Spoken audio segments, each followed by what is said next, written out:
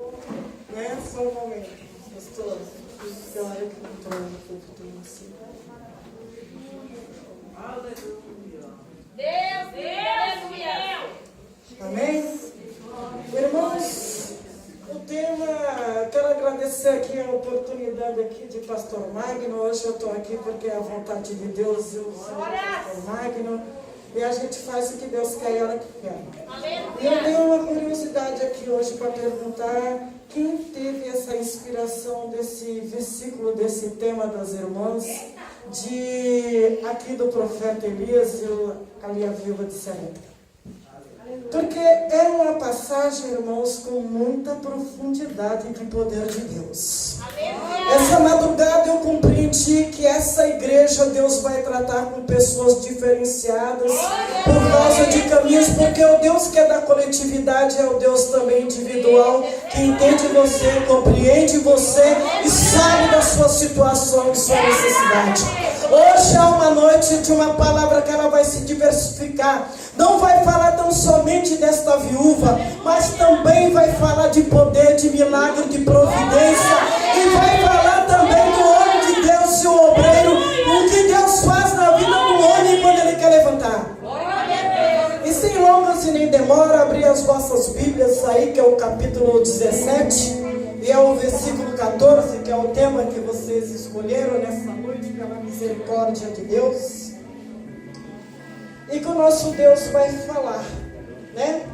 Porque a palavra de Deus, quem encontrou amém, quem ainda não encontrou aleluia, glória a Deus.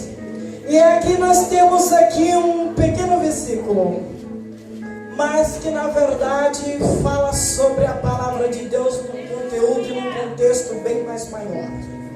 E se diz assim: porque assim diz o Senhor teu Deus de Israel, a farinha da tua panela não se acabará, e o azeite da tua botija não faltará, até o dia em que o Senhor faça chover sobre a terra. Então aqui, irmãos, aqui Deus vai nos ensinar o que é poder, o que é unção e o que é vida de oração.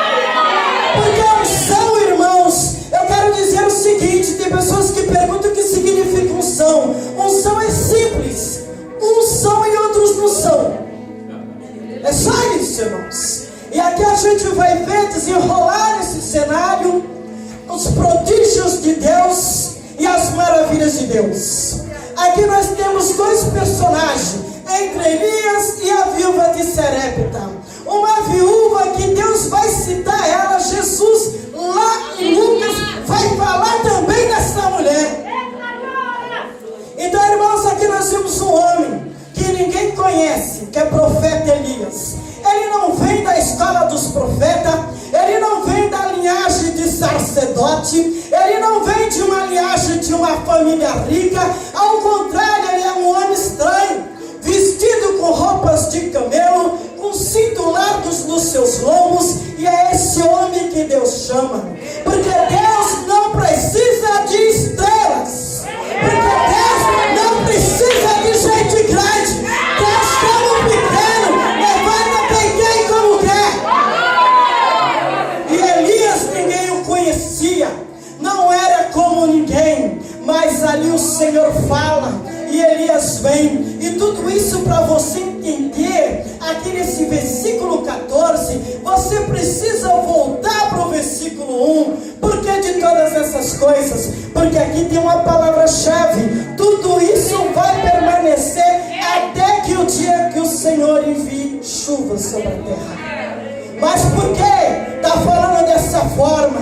Porque ali, irmãos, quando Elias, Deus levanta o ministério de Elias já se entrando no palácio do rei. Porque quando Deus quer, Deus faz. Então quando ele chega para Acabe, ele diz para Acabe: sobre a minha palavra não choverás, e nem cairá orvalho sobre Israel. Aí é Deus tratando. Agora, porque Deus trata com o seu povo, não fique pensando que crente, quem Deus chama e quem Deus escolhe, pode ser de qualquer jeito, ou de qualquer maneira, ou de qualquer forma, porque não é assim que Deus trabalha. E aqui ele diz isso. Por que ele diz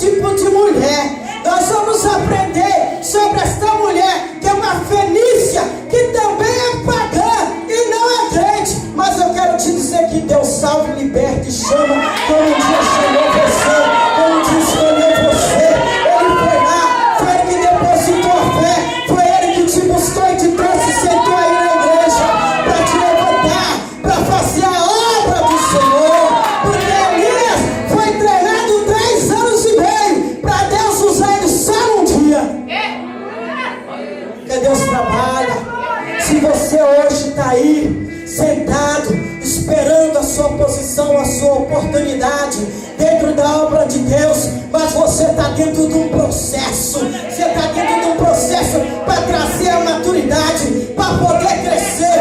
Elias mostra isso como funciona. Funciona 3 anos e meio e vai para o deserto, queridos. E no deserto, irmãos, quero dizer uma coisa, que esse texto aqui tem entrelinhas, porque Deus fala com a mulher de 2 formas. Ele fala sobre os obreiros de sua casa. Ele também fala que deserto é lugar de providência, porque Deus não forma soldados somente de teoria. É processo, é deserto. Ali Elias vai para o deserto de Crite, que está ali nas fronteiras ali do Rio de Jordão, na região norte ali de Israel.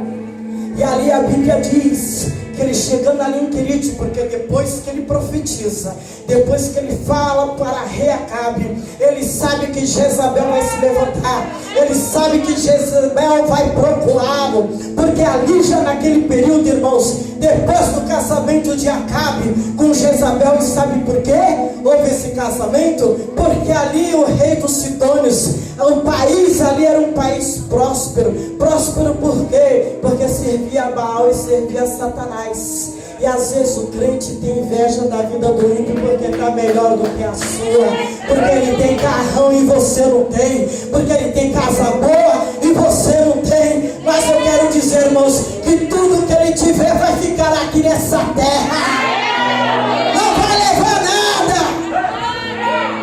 E ali mostra, irmãos, que ali Acabe casa com Jezabel, porque ele está interessado nisso aqui. Olha como eu disse, ele quer prosperidade para Israel, custe o que custar. E quantas pessoas nós já não vimos que já abandonou Jesus, que já abandonou a palavra, porque não aguentou os manjares lá fora do mundo, não aguentou a sedução e foi.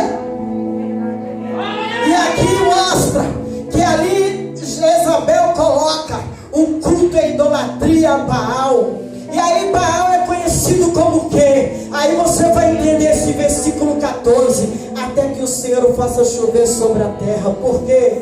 Porque, irmãos, porque Baal é conhecido em Israel, introduzido o seu culto, tendo o seu templo em Samaria como o Deus da chuva, o Deus da fertilidade que produz a terra, o Deus que multiplica o gado, que multiplica ali os manás. Então ali, irmãos, o que acontece? Todo mundo começou a cultuar Baal, porque todo mundo quer o quê?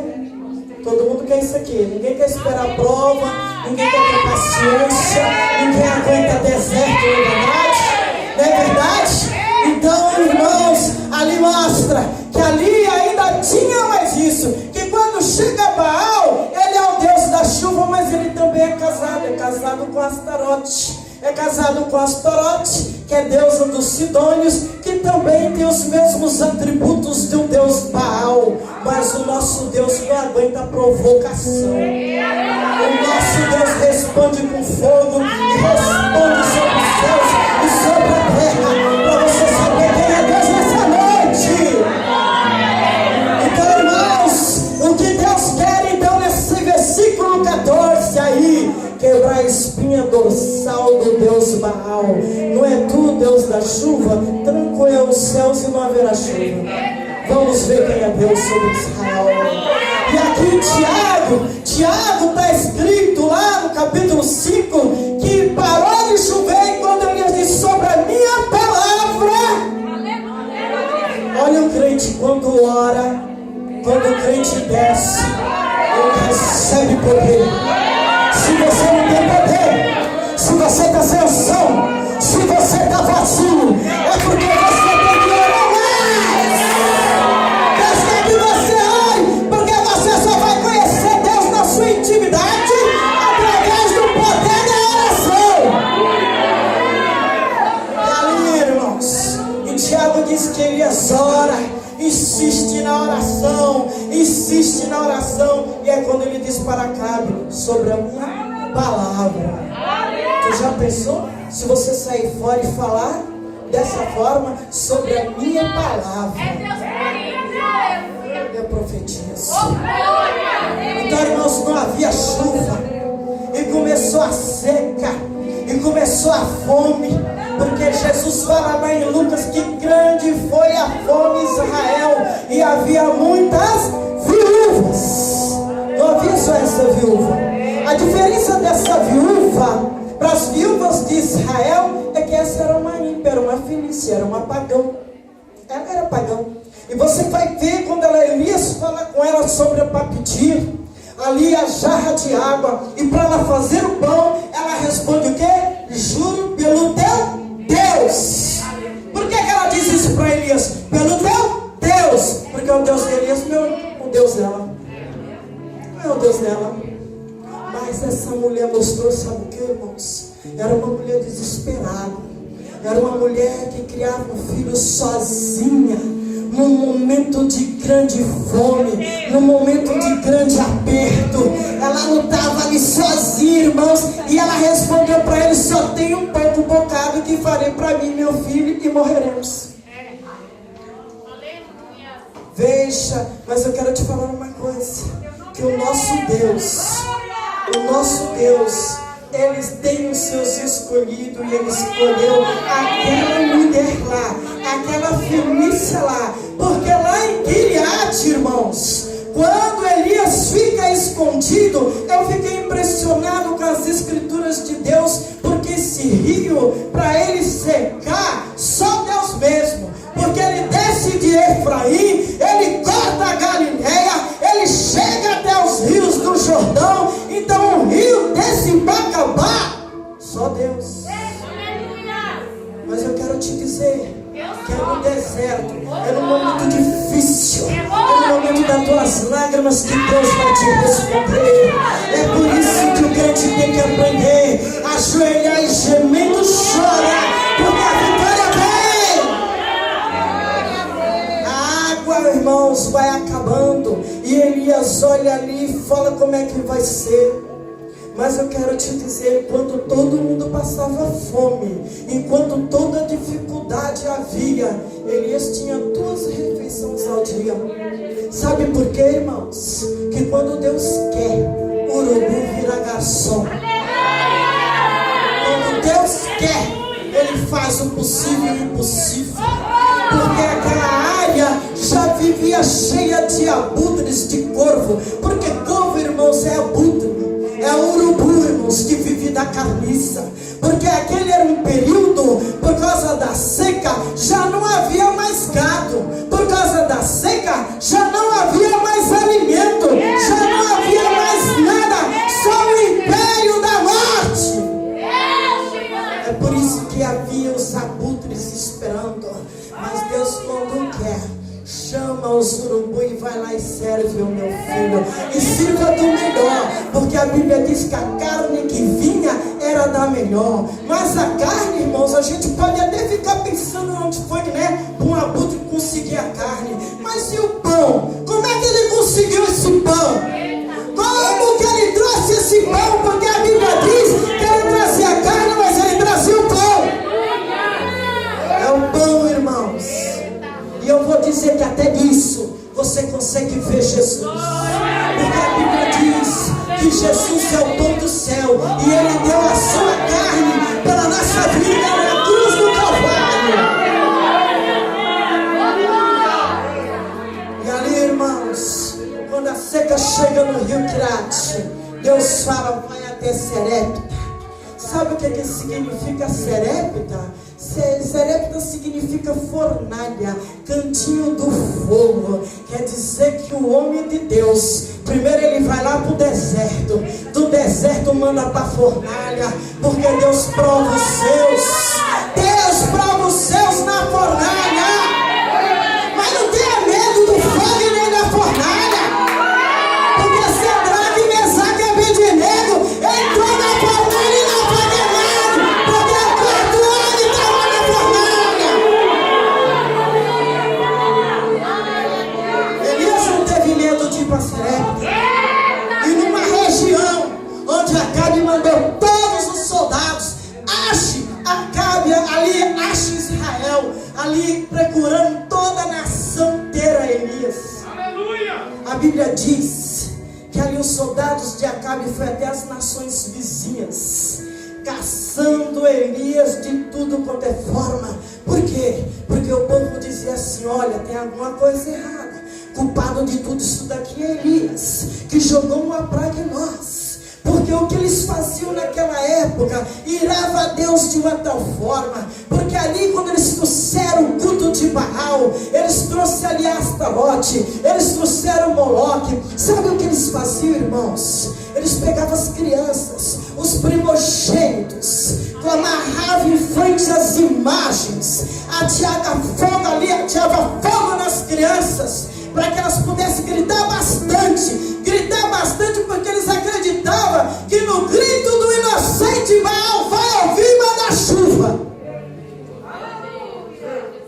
E Deus contemplando, cada um deles tinha em suas casas, em seus lares, uma imagem de Baal e de Astarote dentro de casa. É por isso, irmãos, que a gente tem que vigiar até o que põe dentro de casa, até as coisas que nós temos dentro de casa, da onde trazemos, da onde recebemos, seja como for, irmãos. É preciso saber até todas as coisas que você tem na sua casa, porque tem crente que diz assim: o crente pode ou não pode ouvir música secular? O crente pode ou não pode ouvir uma musiquinha, um funkzinho, uma pancadinha, um pagodinho? Pode ou não pode? Não pode não! Sabe por quê? Porque o nosso Deus não é mesclado.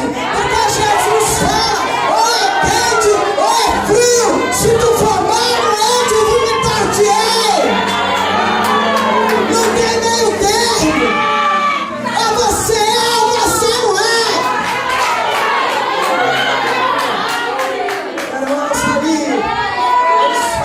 Abominações lá, os cultos, a Bíblia diz que os cultos para Astarote era um culto que não tinha compromisso com santidade, era compromisso ali que eles faziam ali com toda sorte de orgias e com promiscuidade. E é onde vai aborrecer o nosso Deus. Sabe por quê? Porque o nosso Deus chama nós para santidade no corpo. Não tem essa conversa fiada não, que Deus só quer um coração, que só quer a alma. Ele não é cardiologista, ele não busca seu coração. Quando ele te chamou por inteiro, não por pedaço. Isso aí é o evangelho do modismo, de conversa fiada lá fora, para iludir crente. Então, irmãos, e ali Deus falava, não tinha, era um culto promíscuo, era um culto abominável. E Deus falou assim: vou quebrar. E o nosso Deus não aguenta afronta não. Sabe por quê? Porque se você for ver essa situação aqui, porque quando Elias é levantado, foi em torno de 545 anos antes de Cristo. Foi nessa época que ele foi chamado. Por quê, irmãos? Porque depois da morte de Salomão, 2500 anos, ali Israel viveu um período datífico, porque veio um reino unido, veio ali, veio Saul, veio Davi, veio Salomão. Mas quando Salomão se corrompe também, porque não importa, sabe, muita gente começa muito bem no evangelho e acaba muito mal. Porque na verdade você tem que prestar atenção como é que você vai terminar a sua carreira, se você vai poder dizer o que Paulo diz: ó, lutei um bom combate e guardei a minha fé. Lutei, mas eu guardei. E irmãos, a toda apostasia, a tudo, porque o crente vai fazendo assim. Hoje ele deixa um pouquinho das coisas do mundo entrar. Hoje entra um pouquinho, amanhã mais um pouquinho, depois mais um pouquinho. Então é assim que se deu com Salomão. Só mais um pouquinho, só mais um pouquinho, e o resultado foi o quê? Abominação. Jezabel, a Bíblia diz que era uma mulher assassina, uma feiticeira. Sabe o que eu vejo isso, mocidade? Viu, mocidade? Casamento sobre jugo desigual. você casa. Você casa com aquela expectativa de que Jesus vai fazer a obra nela, vai fazer a obra nele, vai fazer não sei o quê. E depois, quando você vai ver, a sua vida e com seus filhos é um verdadeiro inferno. Por quê? Porque aqui nos ensina que em todas essas coisas temos que orar. Temos que orar incessantemente. A Bíblia diz que Daniel orava pela manhã, orava pela tarde, e era continuamente todos os dias. E você orou segunda, você orou terça, você orou quarta, você orou quinta, você orou sexta, você correu rápido assim, ó, na presença de Deus e disse 2, 3 palavras e já foi. E quando abre a boca é só para pedir, é só para pedir, e pedir, e nunca agradecer. Então aqui, irmãos, nós vemos uma situação. E aqui quando ele vai para Sarepta, aí Deus fala assim para ele, é até uma piada, né? Vai lá que tem uma viúva que vai te sustentar. O profeta. Mas ele pensou, né? Eu creio que ele deve ter pensado, é uma viúva rica, é uma viúva próspera. Deus está falando que vai me sustentar, então ela tem de tudo. E quando ele chega lá, é uma pobre, catando galhos para fazer a última refeição. É pobre, porque muitas vezes Deus fala com você e você não entende, e você não compreende. Às vezes Deus manda você fazer coisas que na tua consciência, no teu raciocínio, na tua inteligência, você não encontra, tipo assim, para que fazer isso ou aquilo? Mas é melhor obedecer. Porque se ele está mandando fazer, ele sabe o que ele está fazendo. E ele manda ele lá para a viúva lá. Uma viúva, irmãos, uma da Fenícia, uma pagã, que nem judia era. E o que eu vejo nisso também, irmãos, que quando ele chega em Sarepta, o nosso Deus gosta de receber provocação e devolver também com mais força ainda. Porque tu já pensou onde que ele manda Elias se esconder? Numa província da terra natal de Jezabel? É demais. Então, irmãos, quando Satanás te perseguir, te afrontar, não temas. Porque o nosso Deus vai te esconder na palma da mão. Tu vai ficar invisível, porque ninguém conseguia achar Elias. De frente ali a 150 quilômetros da região norte de Israel, enquanto Acabe e seus soldados procuravam em todos os lugares, em toda a nação vizinhas em Israel, e ele bem sossegado lá na província, um vilarejo de uma província da maior inimiga que ele tinha e que almejava matar. Mas eu quero te dizer, irmãos, não tema a morte, só mata quando Deus permite. Se Deus não permitir, não tem morte nenhuma. Quero te falar que dentro desse cenário, Deus me mostrava na madrugada, por incrível que pareça, o cenário que estava lá em Israel não é diferente de nossos dias. Ali sofria crise econômica, sofria crise política, sofria crise de moralidade. Hoje, irmão, nós vivemos as mesmas coisas. Estamos vivendo esse tempo de imoralidade. Estamos vivendo o tempo de querer ideologia de gênero, de querer toda a doutrina de LGBT, um monte de igreja tudo com medo da LGBT, para não ir para a cadeia. Eu quero dizer uma coisa, irmãos, que se um dia você for para a cadeia por causa da palavra de Deus, lembre-se ali de Paulo e Silas na cadeia. Traia as bases da cadeia, porque o teu Deus é Deus e não é Baal. Vivemos crise financeira, as nações apavoradas por causa de uma pandemia, de um vírus que não consegue ver nem direito com a luneta. E muda-se então ali as agendas das nações, entre os povos em pânico, todo mundo com medo de morrer e de se contaminar. Porque aqui em Israel, grandes eram as doenças e as epidemias por causa de desnutrição. Não havia água, não havia comigo e toda sorte de doença nesse período aqui, porque Deus enviou o seu juízo. E para nós que somos lavados e remidos, não temos que nos abalar. Sabe por quê? Porque em Apocalipse diz que até que o nosso Senhor venha, nós veríamos todas essas coisas acontecendo. Todas elas.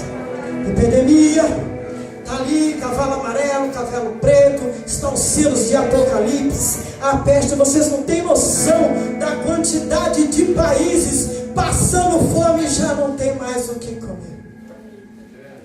Sudão, Leme, Somália, região de África, Coreia do Norte, as pessoas estão comendo seus filhos para poder sobreviver. África, abutres, não pense que os abutres é pequenininho não. Os abutres do deserto são super gigantões assim, e ali as crianças morrendo desnutridas de fome, elas já ficam ali do lado esperando para poder pegar aquele corpo. Aleluia! Nós não estamos vivendo, irmãos, dias diferentes. Nós estamos vivendo imoralidade. Estamos vendo crises políticas dentro do país. Estamos vendo um tribunal do STF ali fazendo todo um alicerce de corrupção. E a Bíblia diz que o país e a nação, quando é governada por corrupção, o povo sofre. O povo sofre. Mas eu quero dizer que ali dentro dessa situação, como hoje nós vivemos dentro dessa situação, mas eu quero te dizer que o Deus de Elias é o mesmo Deus seu dos dias de hoje. Porque ali, quando Elias é arrebatado numa carruagem de fogo, Eliseu olha assim e fala: eu quero uma porção dobrada. E quando a capa de Elias cai sobre Eliseu, Eliseu fica assim de frente para o rio do Jordão, pensando, né? Será que se eu bater essa capa também vai abrir o rio do Jordão, como Deus fez ali com Elias? E Deus está ouvindo, Deus está vendo. E ele bate a capa. E tu sabe por que o rio do Jordão abriu? Porque o Deus de Elias é o Deus de Eliseu e é o teu Deus. Esse é o seu Deus. Deus de ontem, Deus de hoje, o Deus que opera, o Deus que faz, o Deus que abala as nações. As nações que se propõem e acham que está acima de Deus. Você vê, um vírusinho derrubou todas as nações. Eita Deus! Eita Deus! Esse é Deus! Eu quero dizer, irmãos, crente tem que se preocupar, tomar todos os seus cuidados, ande com máscara, faça assim, faça assim. Tem, né? As normas que estão dando aí, a área da saúde, porque lá Elias também vivia um período de crise de saúde, que eu não dava conta de tantas pessoas que ficavam doentes e morrendo naquela época. Mas eu quero te dizer, o que significa para você, o que é morte? O que é morte para você? O que é realmente? Se você se deparar com ela, não importa se é com Covid, não importa se é com outra situação, o que significa ela na tua vida? Porque você não passa de um estrangeiro aqui embaixo.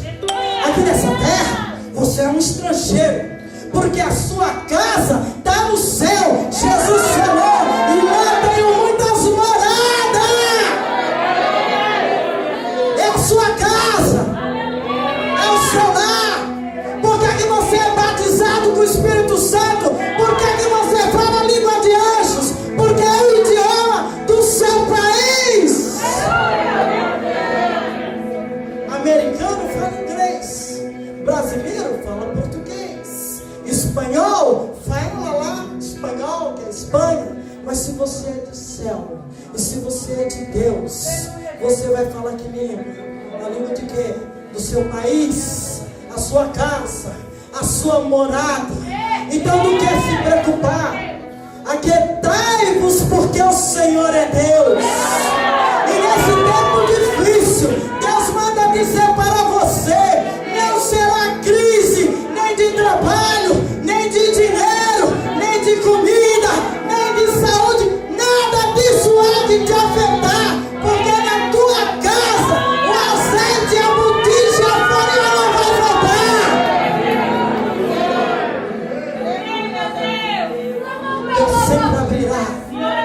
Deus sempre abrirá uma porta. Esse é o Deus que alimentou a multidão somente com 5 peixes e 2 pães. Esse é o Deus que quando o povo atravessa o deserto, cai um maná, cai água sobre a rocha, cai as cordizes, comeram carne até se cansar. Esse é Deus.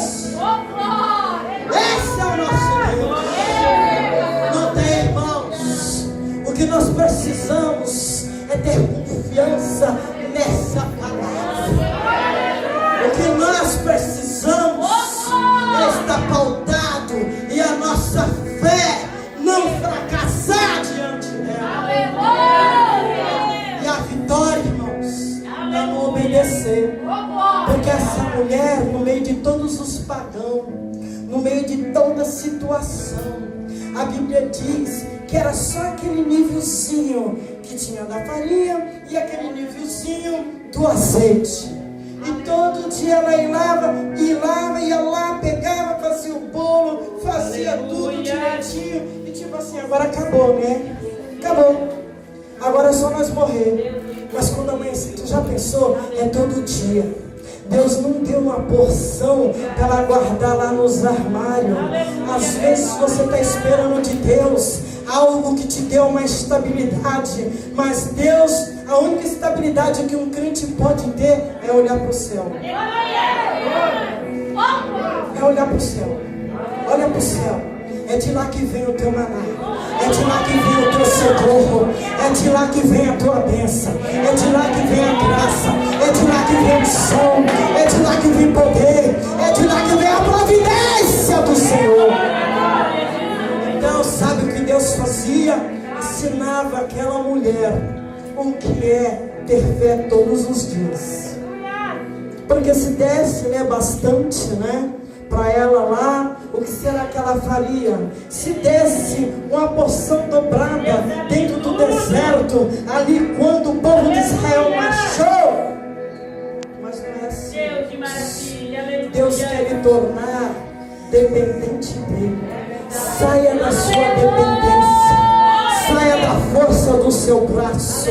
Saia da força do que você pode fazer e venha para a força do que Deus pode realizar para você. Aleluias! Então ali, irmãos, era todos os dias. A Bíblia diz, eu queria muito ter encontrado nas Escrituras algumas coisas de referência que dissessem para mim quanto tempo ele levou lá em Crite, escondido numa caverna, sendo alimentado pelo corvo, bebendo a água dos rios. Quanto tempo levou ele ali na caverna para sair depois para ir para Serepta? Quanto tempo ele ficou morando com aquela viúva? E eu vou te falar, irmãos, coisa difícil é quando o crente quer ter o coração dele e resistir a Deus. Porque o nosso Deus é um galardeador. Ali aquela mulher estava vendo maravilhas de Deus em sua vida. Para quem tinha só uma porção e comer e morrer no outro dia, todos os dias está comendo. Todos os dias. Muitas vezes, irmão, vocês também estão comendo todos os dias. Está tendo uma providência todos os dias. E você tem que prestar e tem que ter essa sensibilidade espiritual para sentir o movimento do céu. E ali, irmãos, diz que chega uma hora que o filho dela morre.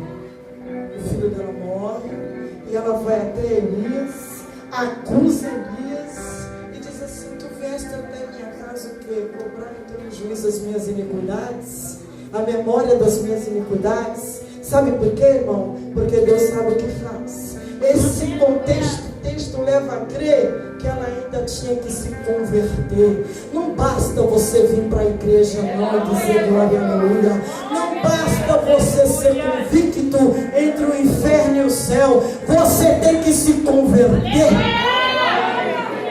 Para ver o poder de Deus, tem que se converter. Foi isso que Jesus disse para Nicodemos. Nicodemos, mestrado, conhecedor das leis, conhecedor da Bíblia, mas o que Jesus olha para ele?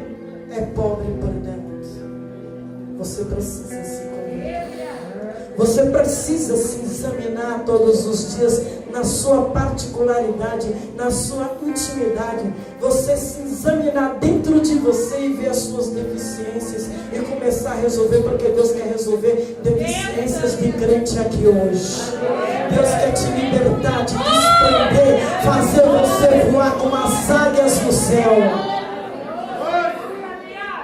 Porque quando você se torna como uma águia no céu, você tem visão.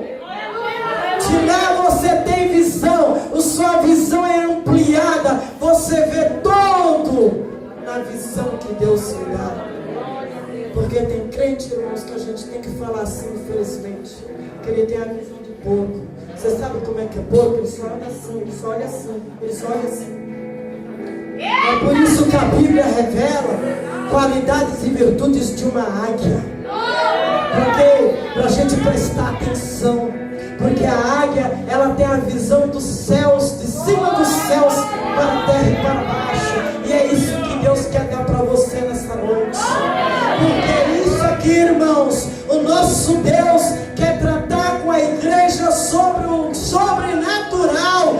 Se você perdeu a fé, se você perdeu a confiança, se você não está acreditando mais que o milagre vai chegar, hoje é hora de você renovar sua fé, porque Deus vai renovar. Deus vai te levantar, Deus vai te capacitar, porque foi Ele que te escolheu, foi Ele que te chamou.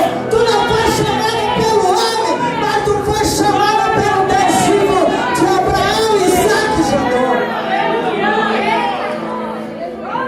E é isso, irmãos, é o sobrenatural.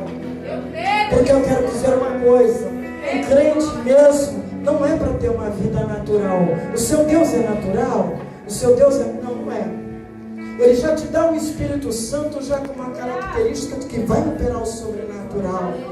Você não pode se conformar com o seu patamar espiritual. Você tem que ter a tendência de crescer, subir. Vai ter lágrimas? Vai. Vai ter processo? Vai. Vai chorar? Vai. Mas o que importa é o resultado. É o resultado. É o resultado. O resultado virá. O resultado virá. Você tem orado a Deus, tem pedido dons ministeriais, dons espirituais. Tem para te dar. A mesa de Deus está cheia, mas pague o preço. Se converta. É fácil? Não, não é fácil. Essa aqui é brincadeira? Não é brincadeira. Porque você vive dentro de uma casa com várias pessoas te provando psicologicamente a todo momento. Você vai trabalhar, tem pessoas te provocando psicologicamente, forçando, criando pressão para você sair da posição. E é aí que você tem que ser. É desse jeito que você tem que ser. É nessas horas que você tem que mostrar o seu valor. Porque dar glória só na alegria é muito fácil. É muito fácil. A situação é da glória, porque estamos vivendo uma tragédia entre as nações. E nós temos que ser um povo para dar exemplo e esperança para quem está lá fora desesperado e desesperançado, que não tem mais para onde correr. Porque ultimamente, irmãos, Deus está trancando tudo, que nem os macumbeiros conseguem mais fazer milagre.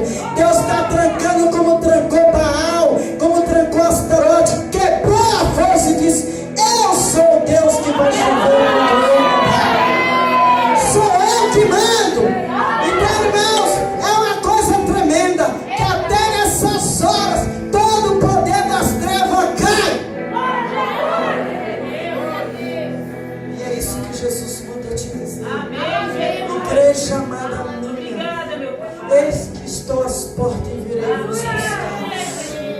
Vigiai e abri os vossos olhos e os vossos ouvidos, porque chegou o tempo de todas essas coisas acontecerem. Chegou o tempo, Deus já está preparando a minha igreja para partir, para ir embora. Essa tem que ser a sua verdadeira preocupação daqui para frente. Amém? Quero entregar, não vou passar além daquilo que Deus me deu. E Deus me deu até aqui. E até aqui eu o Senhor me ajudou a trazer essa palavra. Quero dizer que Deus nos abençoe ricamente e poderosamente no nome de Jesus Cristo. Que essa palavra sirva de escudo e de brodel para você. Que essa palavra sirva de sustento e de alimento à sua alma. E crie em você, porque a Bíblia diz que a palavra é viva. Porque o verbo se tornou vivo. A palavra é o próprio Jesus e é a própria boca de Deus falando. Recebe no teu coração. Porque Deus quer uma igreja que opere no sobrenatural. Não temos crise financeira. Não temos Covid-19, nem o Covid mutante, nem o Covid-21, nem 22. Porque você está selada por Deus. Se tiver que partir, irmãos, como já vimos muitos irmãos nossos partir, como já vimos muitos homens e mulheres de Deus partir, partiram sim porque foi a vontade do Senhor levar eles embora para casa. Não foi porque o Covid teve poder. E o poder só pertence a Deus. Amém? Deus seja louvado. Quero agradecer a oportunidade que é o pastor. Amém, pastor?